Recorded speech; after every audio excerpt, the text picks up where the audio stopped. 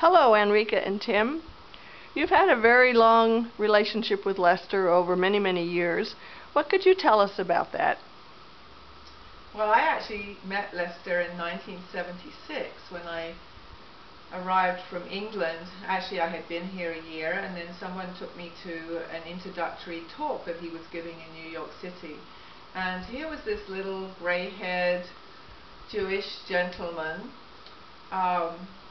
telling us, or telling me, it felt, directly, that my true self is happiness. And this just made me very angry, because it certainly wasn't my personal experience at the time. So I just wanted to argue with that point of view. But there was something intriguing about him. He was just this ordinary little guy, and yet there was something quite extraordinary about him. I'd never met anyone quite like him. So I actually did call the next day to speak a little more with him, and it was just one thing he said with such conviction. He just said, "This is exactly what you're looking for." And that just really touched my heart. It just really resonated with me. So I took the course then in October of 1976, and we became very good friends very quickly. In fact, he renamed me. He nicknamed me Annie. This is where the nickname Annie comes from, actually, from Lester. Not because he couldn't remember my name, Annrika, he couldn't pronounce it. It just reminded him of a song that he was fond of from the 40s. He used to sing, "Annie doesn't live here anymore." I don't think he could remember much more than that.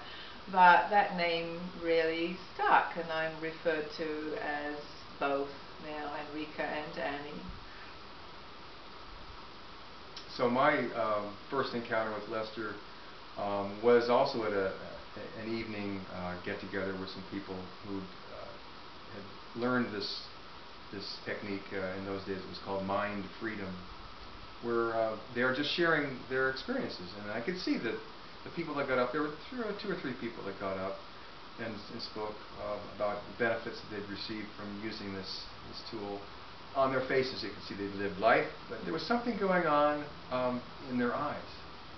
And there was a nice feeling in the room. There was a nice feeling about how these people were. So I kind of went, that's nice. I'd like that.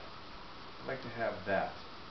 And then at the very end of the evening, this little short Jewish gentleman came up to me and cleared his throat, as he was wont to do, and he said to me, and I'm just paraphrasing, he said, and he may have said this to many people, but he did say it to me, was, "You're an unlimited loving being." And that's just covered over. So this is exactly what you need to pluck out, to remove what's covering over who you are.